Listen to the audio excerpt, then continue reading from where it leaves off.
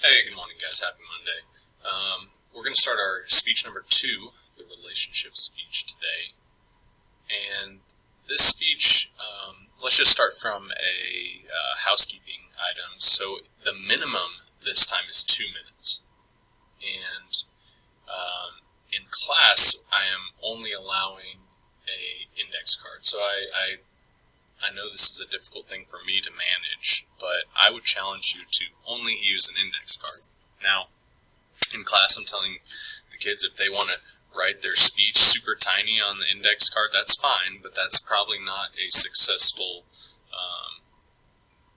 It just seems that when that happens in the past, you'll lose your place, and so you can do that, because here's the step down is we're going to use only an index card for this speech, and then our next speech you'll be more critiqued on how much memorization you've done. So this is a good time to try, because forgetting lines or getting off, you do not lose points for that. Okay, just keep that in mind.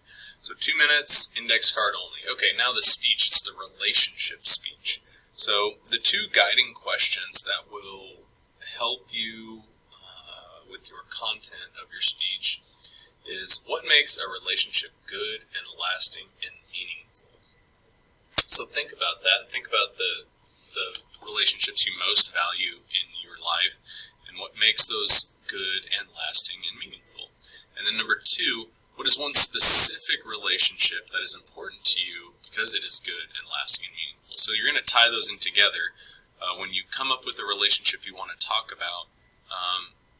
This person needs to be someone obviously very important to you that has been very influential in your life, or you've been very influential in their life, both. And you're going to talk at length, and you need to have detail and examples about the good, the lasting, and the meaningful.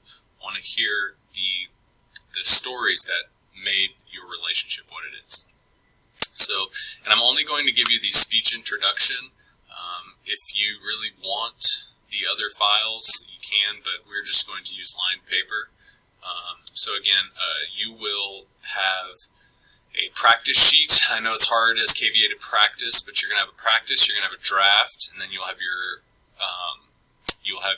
presentation of your actually doing the speech, and those will be the last grades for the 6 weeks. So this is going to be due Thursday. So everything will be due Thursday. I am going to put the submissions up immediately, and you'll be able to turn all those stuff leading up to that. I probably won't open the speech introduction or the actual speech until Wednesday. So, all right, guys, holler at me if you need anything, and good luck.